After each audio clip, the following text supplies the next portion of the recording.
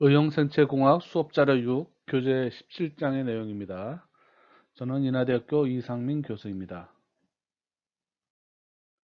불법적인 공개 공유, 수업 목적의 사용을 금지합니다. 지난 시간에 이어서 오늘 그 17장 내용 중에서 지난 시간에는 그 Mechanisms of Hearing에 대해서 Hearing Physiology에 대해서 우리가 공부를 했었죠. 오늘은 우리가 그 청력 검사를 하는 장비인 오디오메타와 청력 검사하는 여러 가지 기법들에 대해서 공부를 해보도록 하겠습니다.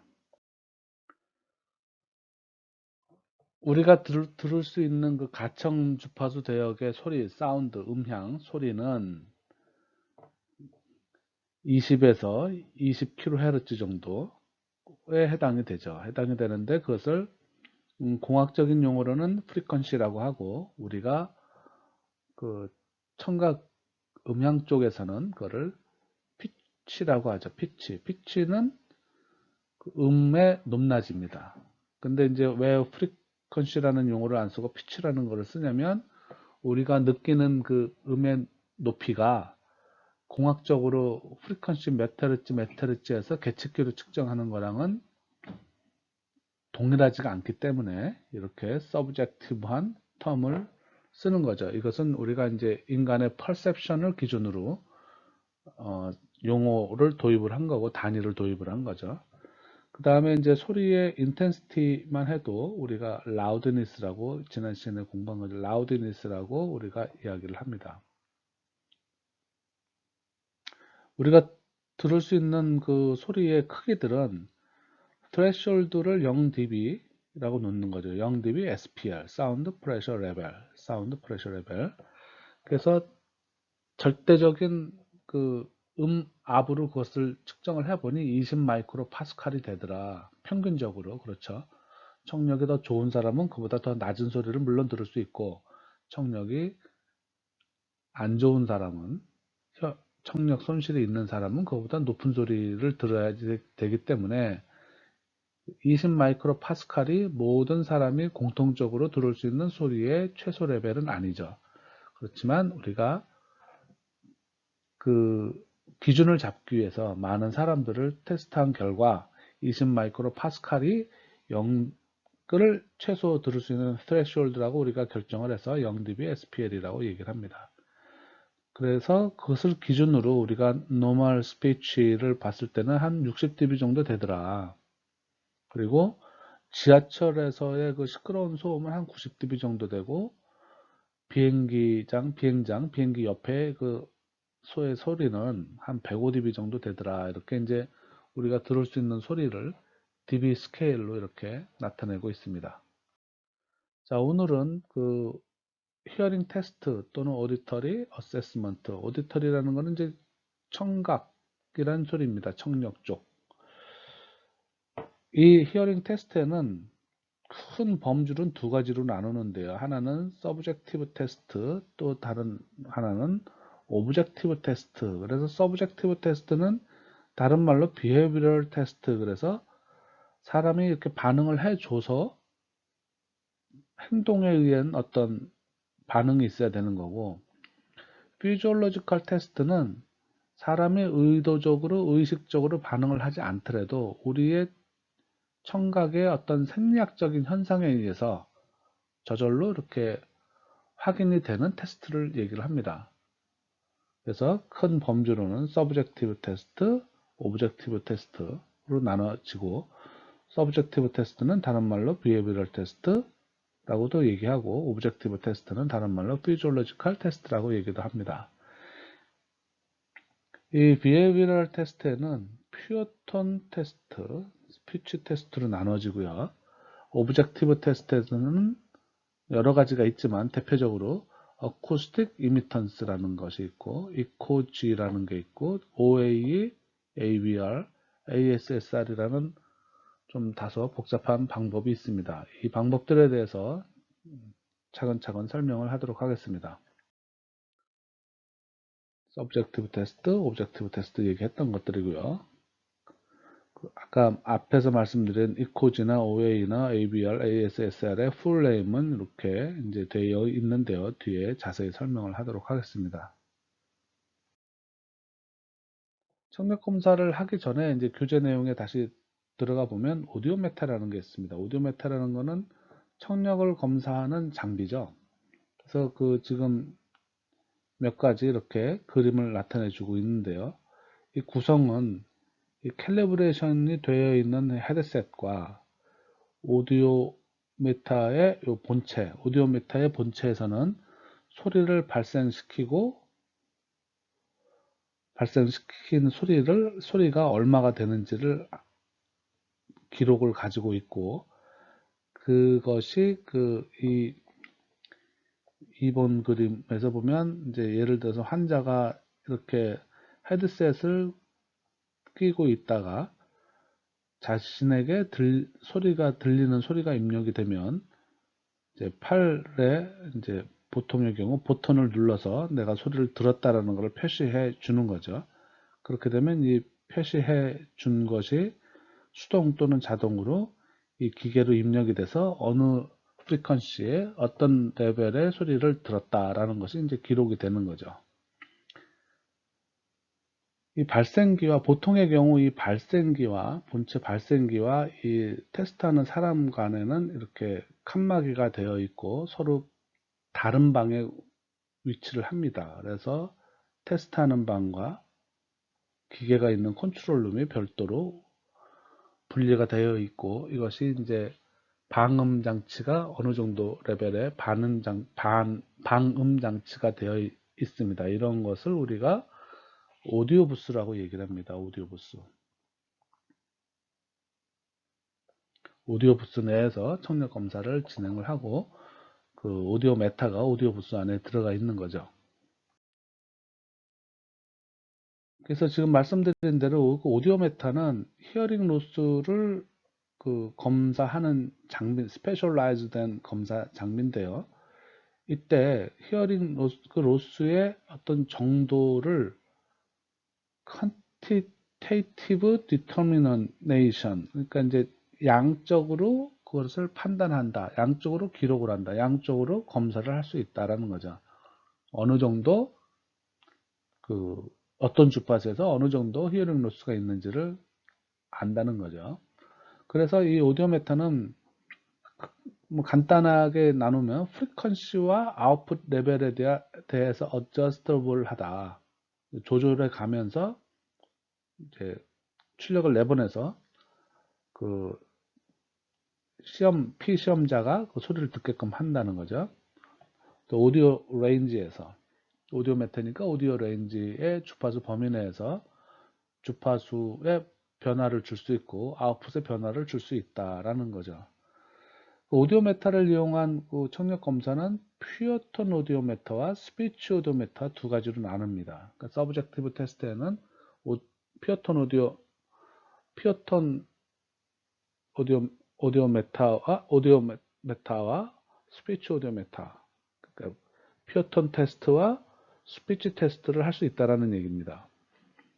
그리고 퓨어톤 테스트에서도 보면 우리가 청각 승리할 때 배웠죠. 에어 컨덕션과 보언 컨덕션이 있는 거죠. 우리가 듣는 메커니즘에는. 그래서 에어 컨덕션을 테스트할 수도 있고 보언 컨덕션을 테스트할 수도 있다라는 것입니다. 스피치 오디오 메타는 어디에 쓰이냐면은 스피치 리셉션 트레셔홀드를 결정합니다. 사람들의 피시험자의. 근데 이것은 스피치 리셉션 트레셔홀드는 스피치를 잘 알아들을 수 있는 트레셔홀드와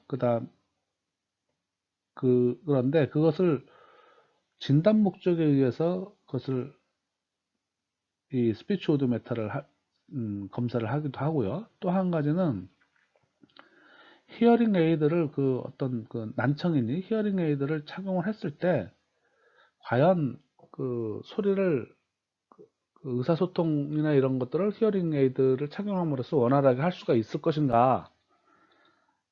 이게 이제 스피치 오디오 메타의 검사는 두 가지로 나누는데, 이제 스피치 threshold를 결정하는 거와 또 한 가지는 스피치를 알아듣는 것을 스코어를 매겨서 그 스코어에 의해서 결국 그 소리를 잘 크게만 들려주면 히어링 에이드를 하고 한다는 거죠. 히어링 에이드를 하고 나면 의사소통을 잘 할 수 있는가를 이밸루에이션 하는 목적으로 검사를 합니다. 이 그림은 그 베이직 오디오 메타의 그 뭐 개념도와 비슷한 그 블락도인데요. 결국 그 톤 제너레이터라는 게 있고 이 톤 제너레이터에서는 프리퀀시가 변하기도 하고 라우드니스가 변화를 줄 수도 있는 거죠. 어저스트블 한 거죠. 그리고 또 한 가지는 노이즈 제너레이터라는 것이 또 그 오디오 메타 안에 있습니다. 이 노이즈 제너레이터가 하는 역할은 여기 그림에서 보듯이 테스트 이어 스티뮬러스가 들어가는 거고 non 테스트 이어 마스커가 들어갑니다. 보통의 경우 우리가 왼쪽 귀로 소리를 들으면 그 소리는 왼쪽 뇌로도 올라가고 오른쪽 뇌로도 올라가고 양쪽으로 올라가죠. 그러면 오른쪽 귀로 들은 소리는 역시 마찬가지로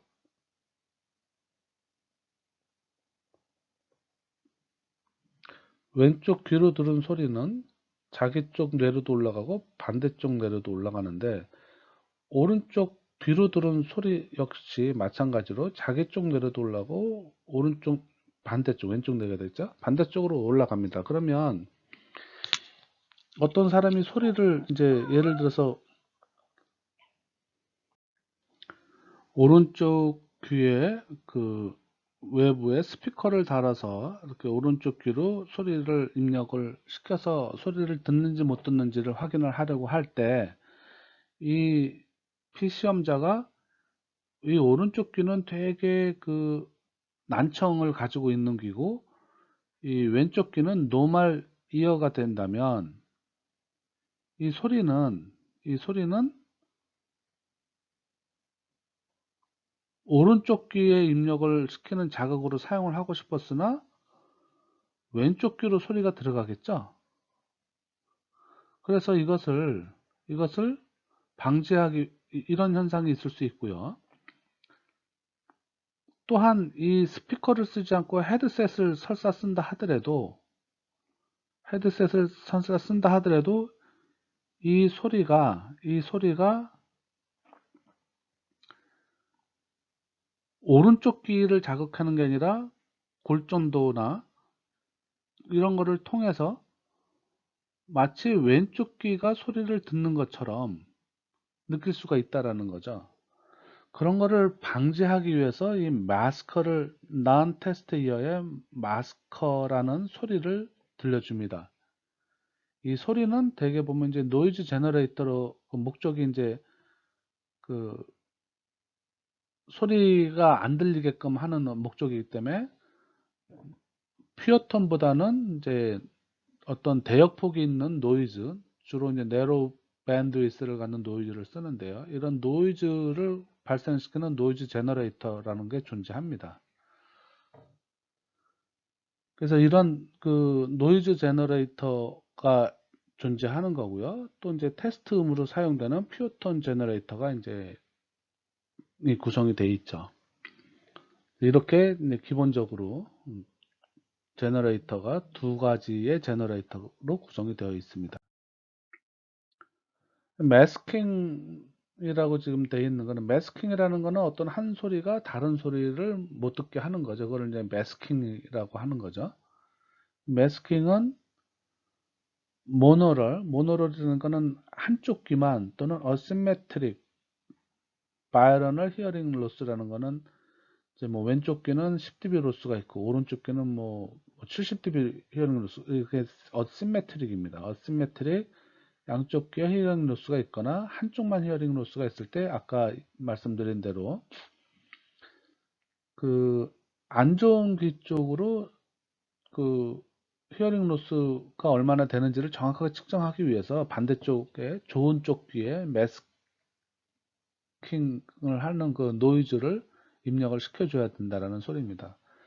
그래서 이 어시메트릭 바이러널 히어링 로스가 대개 보면 양쪽 귀가 한 50dB 정도가 만약에 차이가 난다면 50dB 이상 그렇다면 꼭 매스킹 노이즈를 써야 된다. 왼쪽 귀 오른쪽 귀가 이제 귀의 청력 히어링 로스가 비슷비슷하면 헤드폰을 쓰면은 이제 그냥 그 테스트하는 귀 쪽으로 입력이 들어간다라고 볼 텐데요. 그 차이가 이제 50dB가 이제 생기면 우리 우리 내부에서 그 소리가 반대쪽 뇌로도 올라가기 때문에 이게 자기 쪽 귀에서 들어온 소리인지 반대쪽 귀에서 들어온 소리인지를 구분하기가 어려워진다라는 얘기가 됩니다.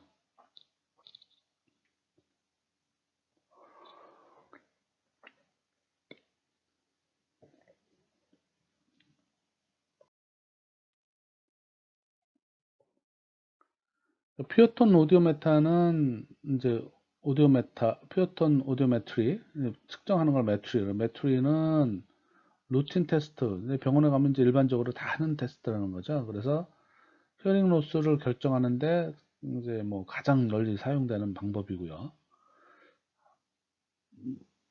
보통의 경우 125Hz에서 한 8kHz까지 이제 측정을 합니다. 이게 이제 우리가 음악을 듣기 위해서는 8kHz 이상의 소리도 중요하지만 우리가 대화를 한다는 관점에서 보면 8kHz까지면 충분합니다. 웬만한 그 생활의 어떤 소리들은 다 들을 수 있습니다라는 것이고 인텐시티는 한 100dB까지 최대 측정을 합니다. 100dB 이상이 되면 이제 소리가 더 커지는 게 아니라 이제 통증으로 느끼고 그렇게 되는 거죠. 그래서 100dB까지 테스트를 하고요. 스피치 오디오메트리는 한 300에서 3kHz 정도까지를 측정을 하는데 이제 스피치 우리의 음성 언어의 중에서 음성 언어의 많은 그 성분들이 요 범위 안에서 존재하기 때문에 요 범위만 잘 들을 수 있어도 대화하는데 문제 없다라고 보고 있는 거죠.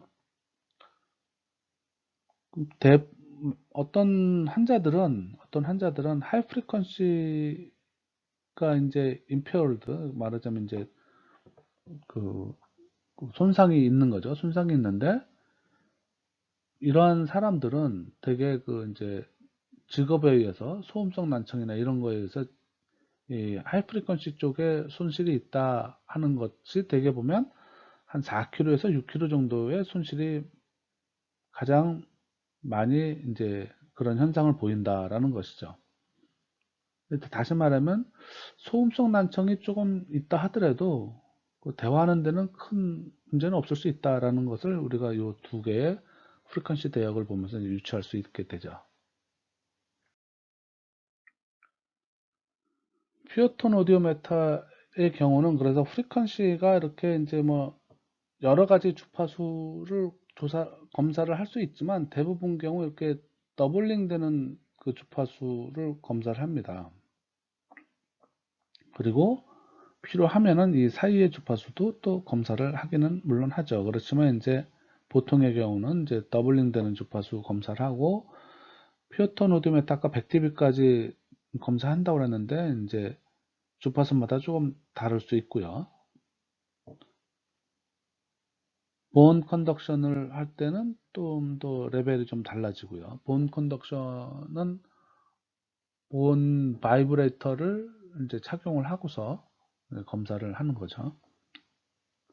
네로밴드 매스킹을 만약에 한다 했을 때 헤드폰을 사용하는 거, 네로밴드 매스킹인데 본 컨덕터를 사용하는 거를 해서는 뭐 요 정도 레벨에서 그 사용을 한다. 그래서 이제 지금 요 편은 오디오 메타의 퓨어톤과 본 컨덕션에 대한 그 검사 레인지를 지금 정리해서 보여주고 있습니다.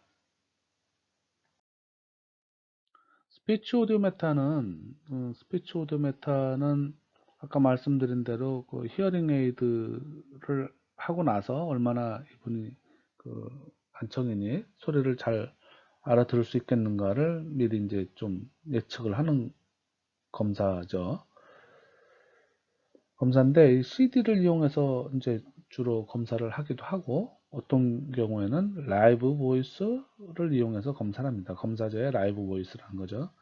CD를 이제 장단점이 있죠. CD를 이제 활용해서 검사를 하게 되면 그 발음이 정확하고 명확하고 그 레벨에 대한 컨트롤을 미리 해놓은 거니까 정확하게 할 수 있는데 이 단점으로는 이제 그 환자와의 그 어떤 그 현장에서의 그 의사소통이 안 되는 거죠.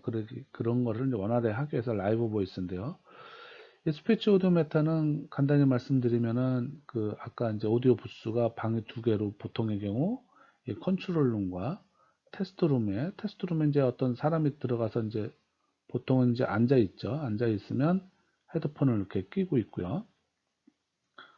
그리고 이제 테스트하는 사람이 오디오 메타를 통해 가지고 이제 여기서 이제 라이브 보이스라 그러면 그 컨트롤 하면서 라이브 보이스를 이제 말을 이제 하겠죠. 말을. 학교 뭐 이렇게 얘기를 하게 되면 이 분이 학교라는 말을 알아들었으면 학교라고 말을 하겠죠. 그러면 이분이 이 테스트룸에 있는 마이크를 통해서 학교라는 말이 또 이제 여기 스피커를 통해서 이렇게 나오겠죠. 그러면은 이 검사자가 이 피검사자가 학교라는 말을 잘 말을 했으면 잘 알아들은 거구나 그렇게 해가지고 점수를 매깁니다. 점수를 그래서 뭐 25개 이제를 맞춤 불러줘서 25개가 맞추면 100점이 되겠죠. 100%. 하나 틀리면 이제 4%씩 떨어지고 그래서 이게 스피치 레코그니션 스코어를 그 몇 개 알아맞히느냐는 것을 보는 거고요. 그 다음에 스피치 레코그니션 스트레시홀드 아까 본다고 그랬죠? 스피치 레코그니션 스코어는 이 사람이 이제 보통의 경우 이거는 이음절 단어를 쓰고요. 이음절 단어 학교, 가지, 바지 뭐 이런 거를 이제 써가지고 이음절 단어 예를 들어 한 50% 정도를 알아듣는 레벨. 말하자면 잘 못 알아들으면 사운드 레벨을 높이고 알아들으면 사운드 레벨을 낮추고 해가지고 약 50% 정도 알아듣는 레벨을 스피치 레코그니션 스레시홀드로 결정을 합니다.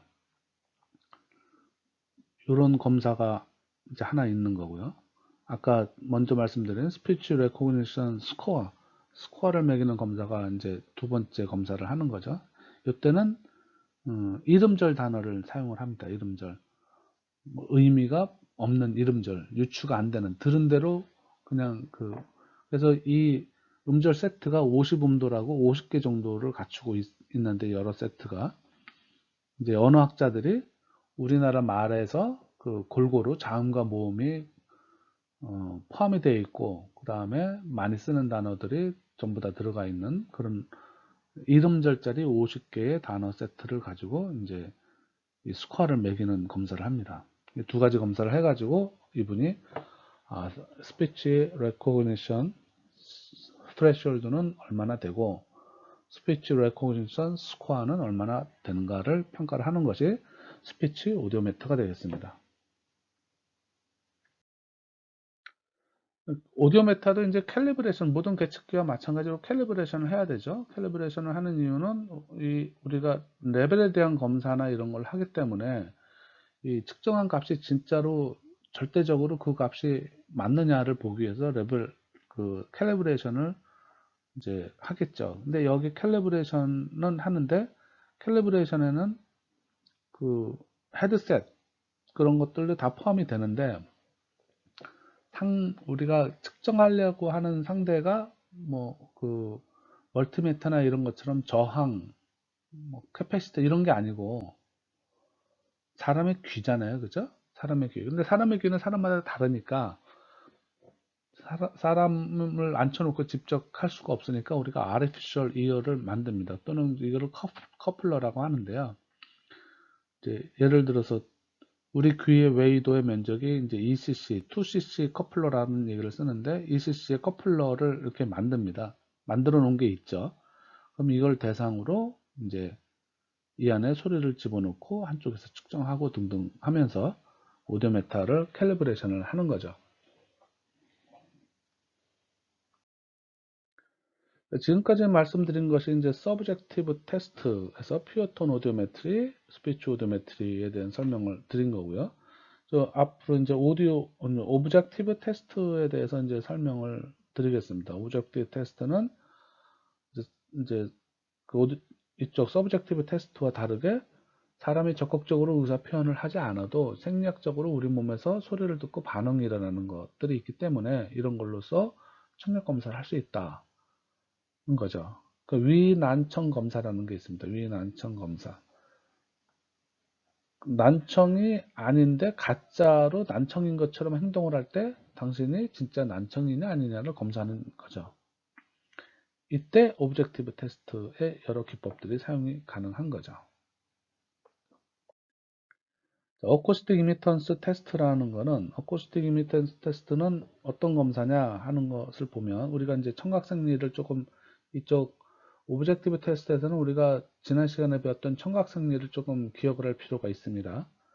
이어드럼은 이제 고막이죠. 고막, 미들 이어 스페이스, 그러니까 고막에서부터 그 네이, 그 코클리어, 달팽이관, 그 사이에 공간이 있죠. 그 공간을 검사를 하는 장비가 그 공간에 대한 어떤 이상 여부를 검사하는 것이 어쿠스틱 이미턴스입니다. 그 다음에 머슬 리플렉스. 여기서 머슬 리플렉스라는 건 어떤 머슬이냐면 그 미들 이어에 보면 우리가 생리학을 배울 때는 그냥 뼈 얘기만 했지만 그 뼈에 붙어 있는 건들, 머슬들이 있죠. 그 머슬들이 뼈를 결국 붙잡아주고 뭐 같이 움직여주는 거죠. 그 머슬들에 대한 리플렉스, 반응, 반사, 그 역할 이런 것들을 검사합니다. 그러니까 세 가지 이어드럼, 그 다음에 이어드럼도 뭐 딱딱하냐, 구멍이 있느냐, 뭐 스티프니스가 어떠냐 이런 거를 같이 검사할 수 있다는 거죠. 그거와 미들 이어의 스페이스가 적당한 어떤 선을 가지고 있느냐, 그 다음에 그 머슬 리플렉스가 잘 동작하고 있느냐는 것을 검사하는 것이죠. 이 머슬 리플렉스에 대한 요 설명은 지금 말씀드린 건데 좀 읽어보시고요. 그래서 이 어쿠스틱 이미턴스는 그 로컬라이즈 하는 거를 도와줍니다. 어떤 것에는 로컬라이즈냐면 귀에 어느 부분에 히어링 로스가 있는지를 알아봅니다. 위에서 이어드럼, 미들 이어 스페이스, 머슬 리플렉스 세 가지를 본다고 했으니 세 개가 이상이 있는 겁니까? 아니면은 뭐 다른 데 이상이 있는 겁니까? 뭐 이런 거를 이제 확인할 수 있다라는 거죠. 여기서는 이제 그 어쿠스틱 이미턴스의 구성 요소인 두 가지에 대해서를 설명하는데요. 하나는 팀파노메트리라는 거와 하나는 어쿠스틱 리플렉스 테스트를 보는 건데요. 좀 내용이 복잡합니다. 이게 좀 전문적인 내용이 좀 들어가서 좀 복잡할 수 있어요. 어쿠스틱 이미턴스가 이런 게 있구나 라고 알아두시면 됩니다. 그래서 이 그림이 잘 안 보이긴 하는데 요 그림은 요 그림이고 요 그림은 요거에 대한 그 테스트 결과지를 제가 샘플로 가져온 건데요. 자, 팀파노메트리라는 거는 그 귀에다가 귀꽂이를 집어넣고 거기서 슬라이트 프레셔를 이제 가합니다. 가하면은 그 고막이 먹먹해지겠죠. 압력을 계속 가니까. 그래서 이어드럼의 어떤 그 바이브레이트 되는 특성과 그 이어드럼 뒤에 있는 이어드럼 지금 보면 이제 좀 이야기가 복잡해지고 있는데요. 이게 이어드럼이 고막이 있고 고막 뒤에 공간이 이렇게 있고 여기 달팽이관이 있잖아요. 그리고 이 고막은 유스타치오관으로 되어 있고 여기 뼈가 이제 세 개 이렇게 있는 거죠. 이 공간, 이 스페이스, 그 다음에 고막. 그래서 이쪽에서 이제 왼쪽에서 이제 압력을 이렇게 밀어넣게 되면 이 고막이 점점 뒤로 이렇게 밀려 나가겠죠. 그쵸?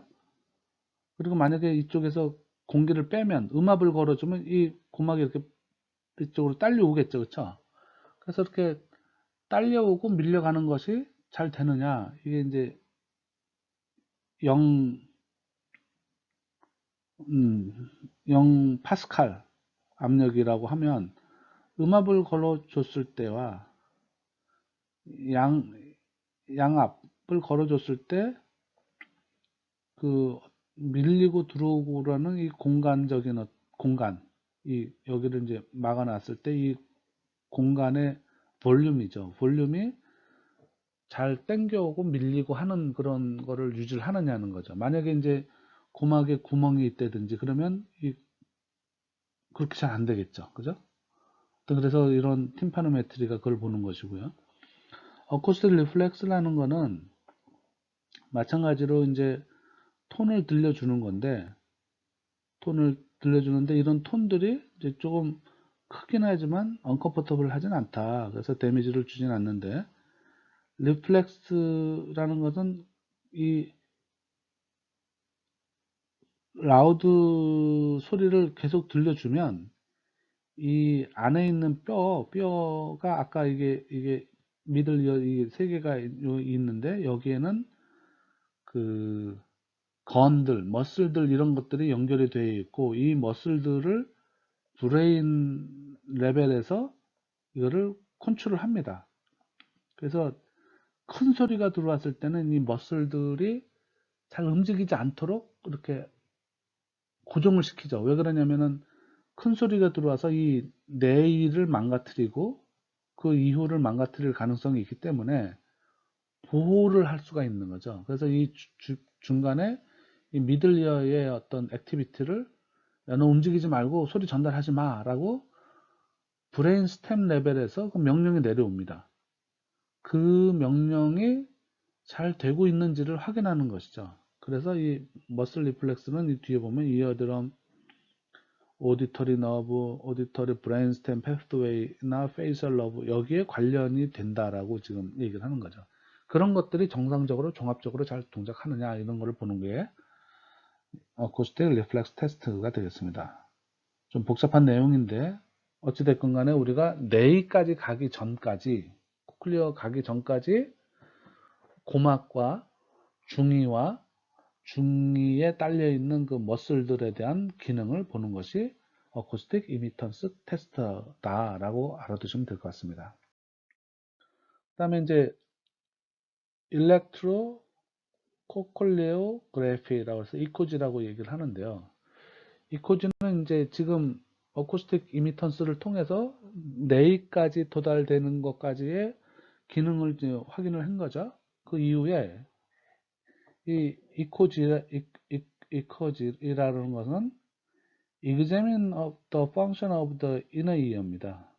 inner ear의 그 펑션을 보는 거죠.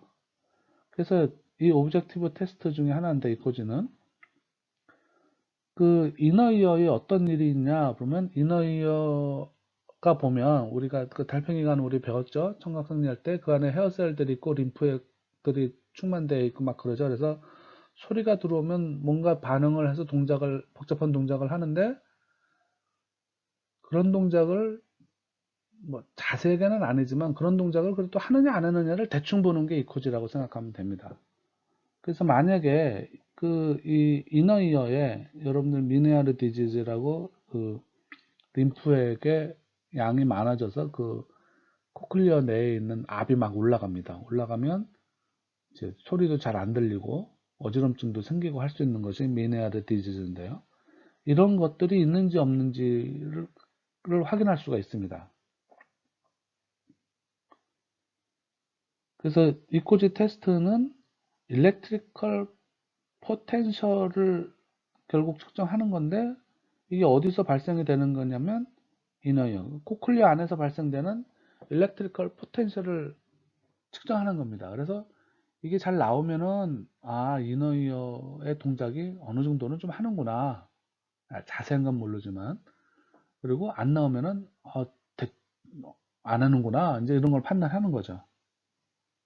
그래서 이 테스트는 어떻게 하는 거냐면, 이런 이제 그 일렉트로드가 있습니다. 일렉트로드 한쪽 끝에 이제 파란색으로 이렇게 젤 성분을 이렇게 놓는데, 스티커 일렉트로드를 그 귀의 커널에 집어넣어서 그 고막 있는데 거기다가 그 갖다 놓습니다. 고막 있는데 싹 갖다 놓고, 그 다음에 그 이어폰을 통해 가지고 이제 소리 자극을 주는 거죠. 그러면 그 고막 있는 근처에다 갖다 놓은 그 일렉트로드가 그 코클리어에서 나오는 그 포텐셜, 일렉트리컬 포텐셜을 픽업을 한 소리를 그 전기 자극에 대한 소리가 측정을 하는 거죠. 그래서 이제 이런 소리가 이제 측정이 되면은 이제 오디올로지스트가 그걸 이제 인터프리트 한다는 소리인데, 여기 이제 그림이 잘 안 보이긴 하는데, 평상시에는 이러고 있다가 소리가 만약에 들어가면 서메이션 포텐셜과 액션 포텐셜이라는 것이 이렇게 나옵니다. 나오는 패턴을 보고, 아, 이게 지금 동작을 제대로 하는구나, 안 하는구나를 이제 인터프리테이션을 한다는 거죠.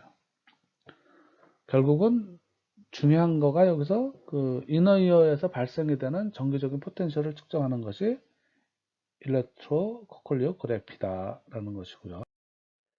그 다음에 이제 본격적으로 그 이너이어 안에 있는 것을 이제 보는 검사, 구체적인 검사입니다.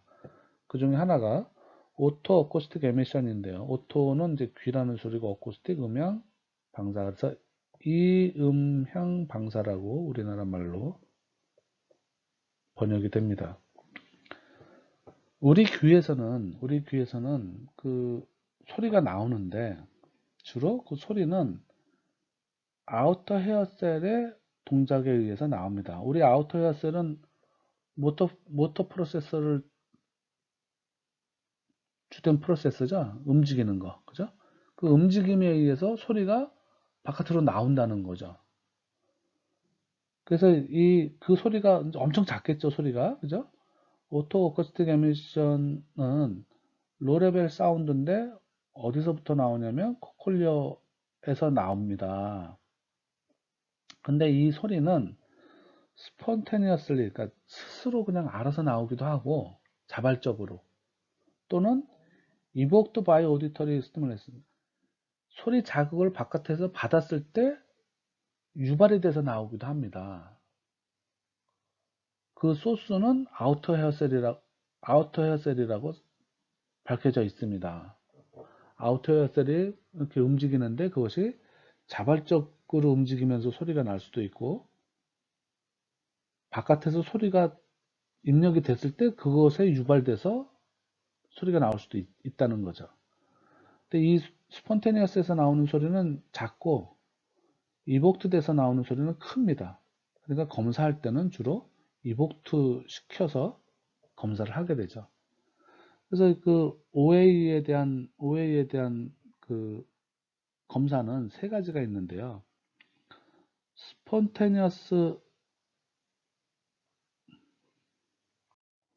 OA는 너무 작으니까 이제 자극을 주는 겁니다. 자극을 주는데 피어톤을 줘서 그 소리에 의해서 소리가 나오는 것을 보는 방법이 있고요. 트랜전트 이복트 해서 어떤 톤 버스트나 이런 그 클릭 사운드나 이런 거를 줘서 소리가 나오는 소리를 측정하는 게 있고요. 프리퀀시 두 개를 줘가지고 두 개 이외의 성분을 보는 그래서 여기서 그 하모닉 같은 걸 디스토션이라고 표현한 건데, 디스토션 프로덕트 웨이, DPOA라고 하는 것이 있습니다. 그러니까 소리를 줌으로써 아우터 헤어셀의 활동을 더 강화시켜서, 증폭시켜서 그 소리를, 아우터 헤어셀로부터 소리가 발생되는 것을 측정하는 게 있고요. 그때 퓨어톤을 주느냐, 클릭 사운드를 주느냐, 톤 두 개를 주느냐에 따라서 이제 이렇게 종류가 나눠지는데, DPOA에 대해서 좀 더 자세히 해보겠습니다.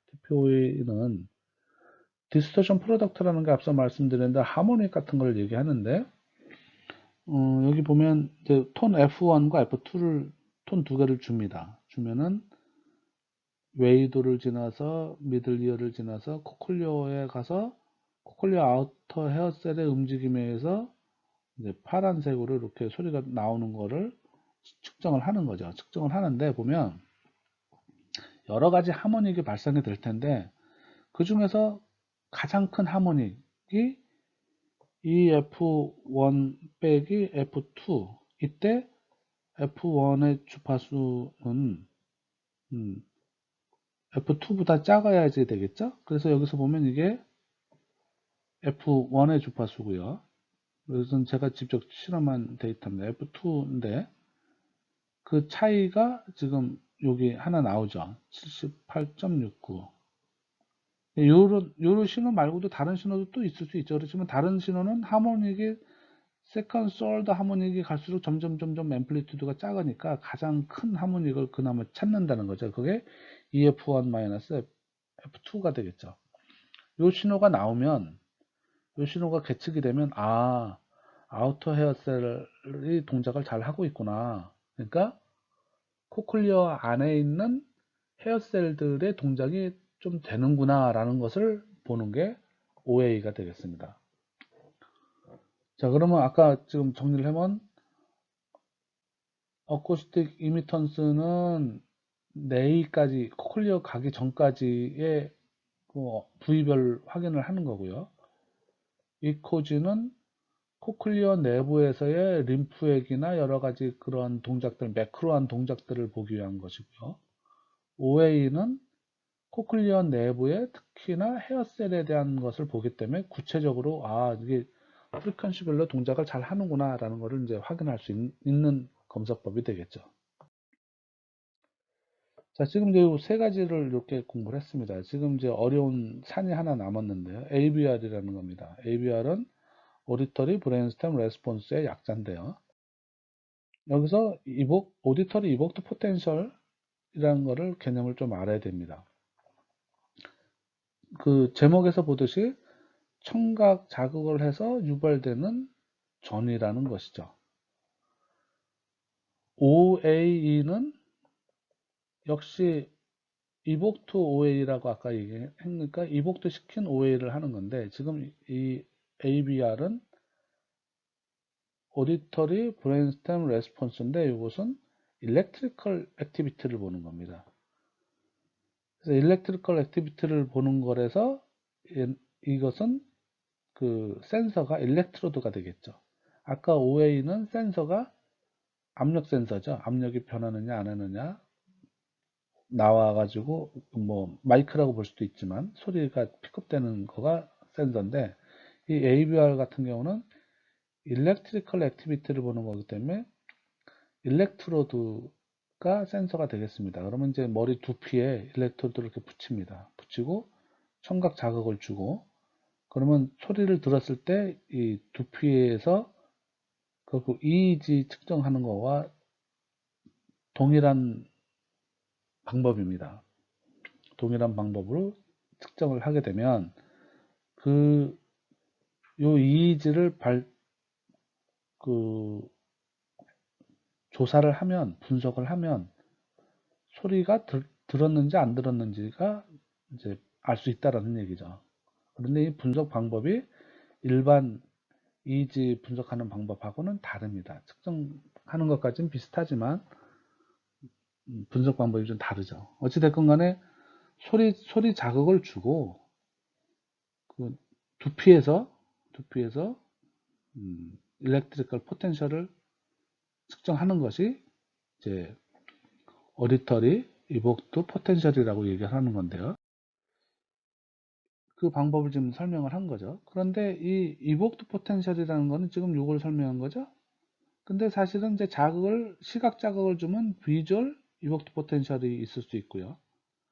체성 감각에 대한 자극을 주면 소매토 센서리 이복트 포텐셜. 그러니까 우리는 이런 감각들로 신호가 입력이 되면 포텐셜 뇌파에 변화가 생깁니다. 이 서로 상관관계가 있습니다. 그 중에서 우리가 지금 말씀드리는 거는 이제 오디터리 이복트 포텐셜이 되는 거죠. 측정하는 방법은 아까 말씀드렸듯이 이제 테스트 톤이 이제 들어가면 그것이 이제 헤드셋이나 그 스피커를 통해서 들어가게 되면 EEG 신호를 측정을 하는데요. 이때 그 EEG 같은 경우는 평상시에도 EEG가 우리가 나오고 있죠. 시간 내에서 EEG가 뭐 이렇게 뭐 막 나오고 있죠. 나오고 있는데 이때 우리가 어떤 그 테스트 톤 자극을 이렇게 준다면 자극을 주면 이 자극을 받은 시점에서부터 일정 기간 후에는 이런 신호들이 나옵니다. 만약에 자극을 이렇게 줬다 그러면 일정 시간 내 이런 자극이. 근데 이 자극이 지금 이제 자극을 주면 이렇게 이제 반응이 나타나는데 제가 이렇게 그 그렸던 번호를 붙여보면 1번, 2번, 3번 이런 신호들이 일렉트리컬 포텐셜을 측정된 거죠. EEG로서. 너무 작기 때문에 일반 EEG에 묻힙니다. 그러면은 이것을 이 자극 준 시점부터 이렇게 잘라가지고 합칩니다. 이렇게. 플러스 서메이션을 시켜요. 그러면 서메이션을 시키고 나면 그 결과가 어떻게 되냐면 일반 EEG들은 랜덤하기 때문에 좀 과장되게 말하면 이제 플랫하게 되는 거죠. 플랫. 이렇게. 시간에 따라서. 이제 과장된 얘기입니다. 그런데 그 안에 묻혀있던 그 유발돼서 나온 이게 이제 자극 시점이라면 신호들은 존재를 하는 거죠.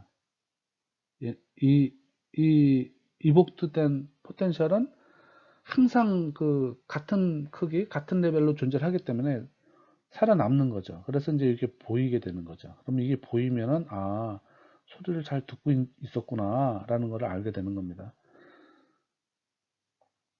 그래서 그 여기 보면 이제 오디오메타를 통해서 자극이 들어가고요.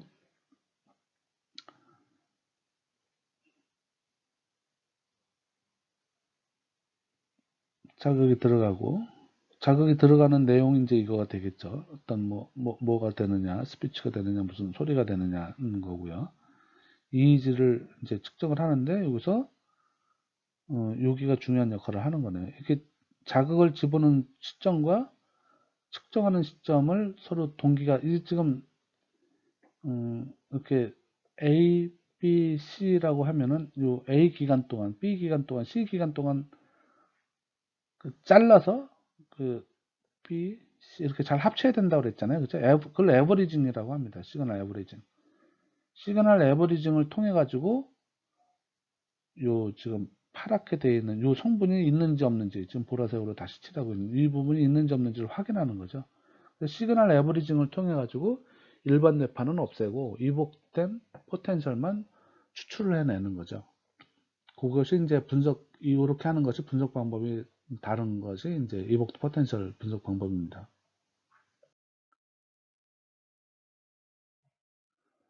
이러한 검사는 아까 최초의 위난청 검사를 할 수도 있고요.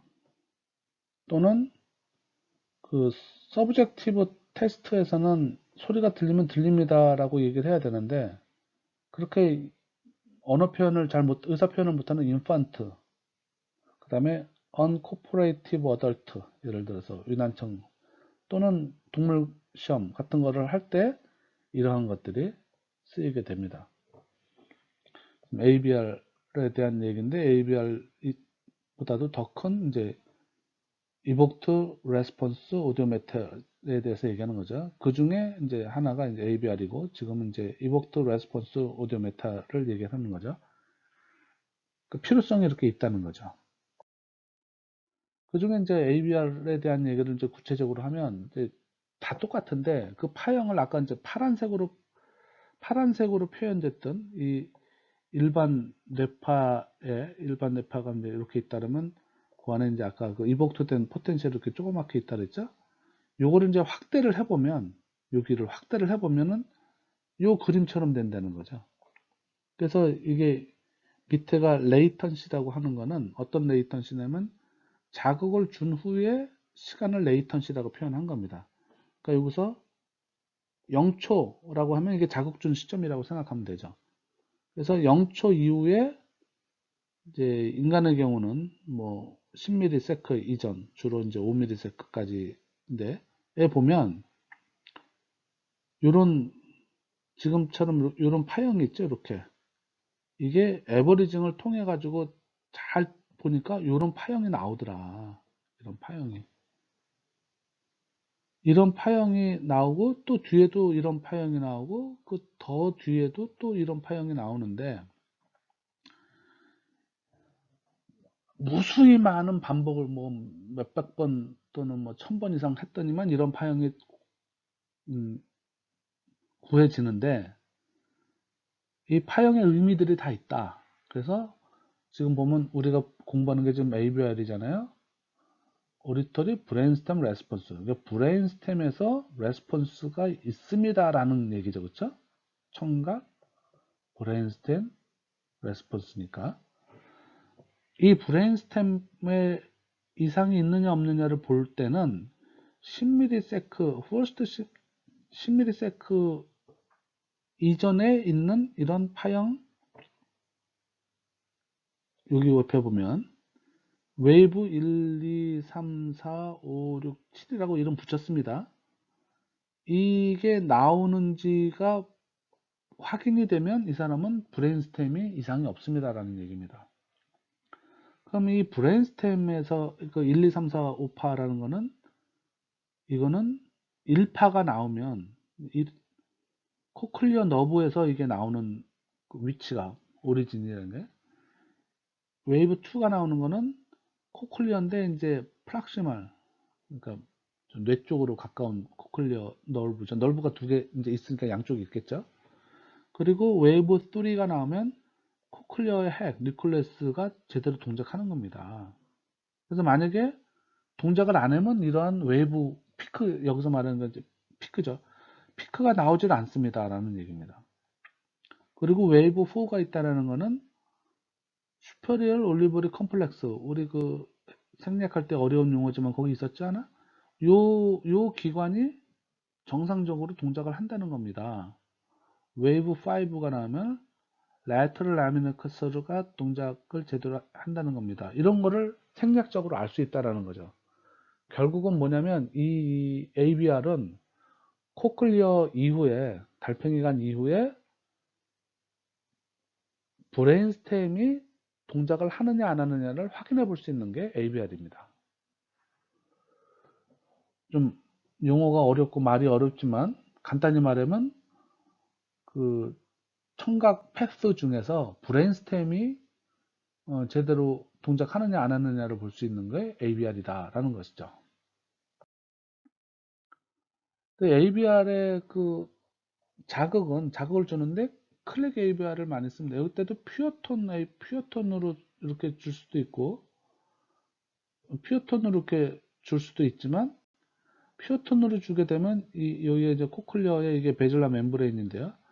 한 부분만 이렇게 자극을 주는데 그러면 이제 뒤에서 이제 이런 뉴런들에 대한 검사를 하기 어려우니까 이제 우리가 전작가니까 시간 영역에서 만약에 이 클릭 가능하면 임펄스형 클릭을 주게 되면 프리퀀시 영역에서는 이 커버하는 주파수 범위가 넓죠. 그렇게 되면 이 베질라 멤브레인에 여기 노란색으로 표현되어 있는 이 부분을 전체를 다 자극을 할 수 있다는 거죠.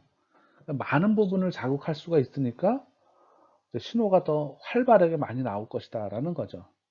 왜냐면 이제 측정되는 신호가 워낙 작으니까 퓨어톤을 줘서 베질라 멤브레인의 한 곳만 자극하는 것보다 이 여러 곳을 동시다발로 자극하는 것이 이제 파를 측정하는 데 유리하다는 얘기죠. 그래서 클릭 ABR을 많이 사용을 하고 있고요.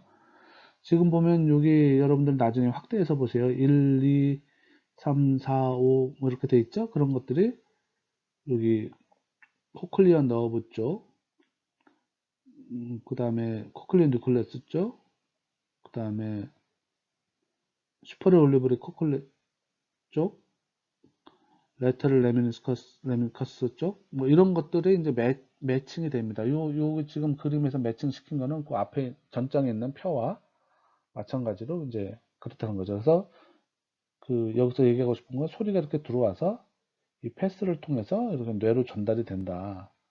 그럼 뇌에서 지금 우리가 이 두피에서 여기서 측정을 하는 건데 이 측정을 한 거를 살펴보니까 요 패스가 지금 잘 통과돼서 온 겁니다. 동작을 하고 있습니다라는 것을 알고 있다라는 거죠. 그게 ABR이 되겠습니다. ABR에 대한 파형은 지금 다시 여기서 써보면 1, 뭐 2, 3, 4, 5 이렇게 파가 있는데 레이턴시라는 거는 이 0초가 자극을 한 초죠. 이게 이제 병이 있거나 건강하지 않거나 잘 못 들으면 이 레이턴시가 길어진다는 소리고 앰플리튜드가 잘 안 나온다는 소리고 머플러지 형태가 잘 안 보인다라는 겁니다. 이제 이런 것들을 가지고 종합적으로 이제 소리를 듣고 있구나 못 듣는구나를 이제 판정하는 거죠. 오디터리 스레셜드 테스팅을 듣고 있거나 없구나. 그런데 이거를 0dB, SPL 이런 건 측정 못 합니다. 이제 비교적 높은 몇십 dB 정도가 되겠죠. 그래도 이제 소리를 듣는다 안 듣는다는 알 수가 있으니까 히어링 로스가 있다 없다를 보는 것이고 히어링 로스가 컨덕티브냐 센서리 뉴럴이냐 그러니까 AI 아까 이미턴스 그 다음에 이코지 이런 걸 통해 가지고 컨덕티브냐 센서리 노스냐 이런 거 OA까지 만약에 잘 나왔는데 ABR이 안 나온다 그러면 아 브레인스템에 문제가 있구나 또 OA도 잘 안 나온다 아우터 헤어셀이 문제가 있구나 뭐 이렇게 이제 알 수 있는 거죠. 그래서 신생아들 히어링 로스 그 다음에 그 코클리어 그 패스웨이 패솔로지 코클리어 이후의 패스에 대한 것들을 이제 알 수 있게 되는 거죠. 자, 이제 마지막으로 ASSR이라는 게 있는데 이거는 Auditory Steady State Response입니다. 이거는 이제 ABR하고 거의 유사한데요. 이때는 이제 소리 자극을 퓨어톤을 주는데 그냥 주질 않고 여기 앰플리튜드 마듈레이션을 걸어준 거죠. 여러분들 이제 전작가니까 이런 말은 알아듣겠죠, 그죠? 근데 이거를 AM을 안 걸고 FM을 걸어도 됩니다. 프리퀀시 마듈레이션. 그러니까 이제 신호를 퓨어톤을 주는데 그냥 안 주고 좀 흔들면서 준다는 거죠. 아래 위로 앰플리튜드로 흔들거나 프리퀀시로 흔들거나 그러면은 예를 들어서 1kHz를 퓨어톤을 주는데 얘를 81Hz로 그 앰플리튜드 마듈레이션을 걸었다 하면 그 소리가 만약에 귀로 들어가면 우리 베질라 멤브레인에서는 1kHz에 해당되는 그 위치에서 이제 신호가 막 나오게 그 자극을 받겠죠, 그죠? 마치 피아노 건반처럼 자기 프리퀀시가 있으니까.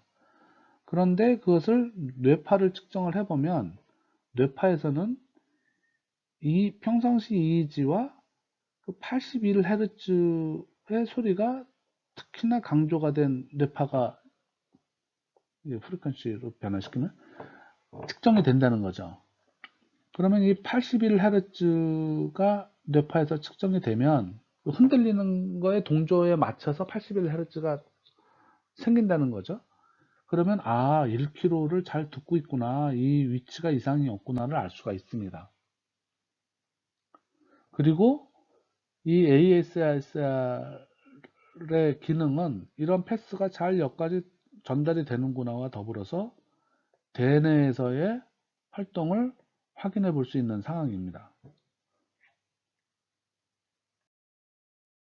자, 그러면 대뇌 활동은 좀 이따 다시 설명드리고요.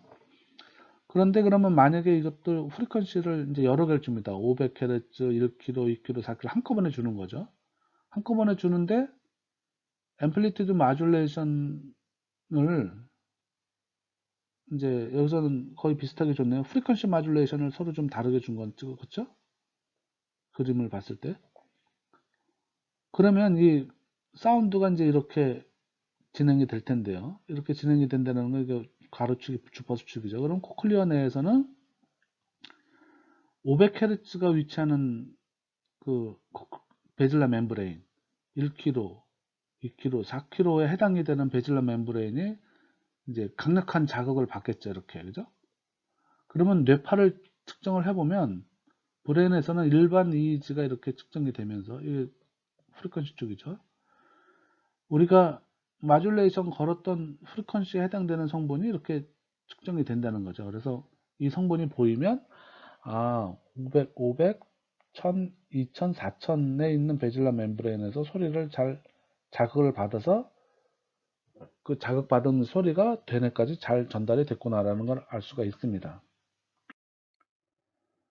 이 그림을 다시 한번 보면 레이턴시 보면 이제 레이턴시라고 했으니까 여기가 0이 이제 자극을 준 데죠. 자극을 준 오디터리 스티뮬러스가 들어간 거고 이때 한 10, 이게 미리세컨입니다. 아니 10ms까지 아까 파형은 이런 파형이 나온다 그러는데 이게 ABR이죠.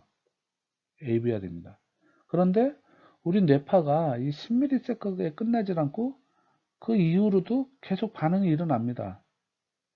그래서 그거를 한 50ms까지를 미들 레이턴시라고 하고요. 미들 오디터리 이복 포텐셜입니다. 레이턴시라고 하고 그 이후를 레이트 레이턴시라고 이야기합니다. 레이턴시. 그러면 어떤 소리가 이렇게 있으면 소리에 대한 반응이 10ms까지 나오는 거는 브레인스템이 잘 동작을 한다라는 거고요. 이 미들 레이턴시가 나온다는 거는 대뇌 쪽까지 전달이 돼서 대뇌에서 어떤 2차적인 펑션들이 일어나서 대응을 한다라는 것이고요. 또 레이턴시까지 가게 되면 또 3차적인 동작을 이제 대뇌가 이제 반응이죠. 반응을 잘 한다라는 건데 이런 레이턴시는 주로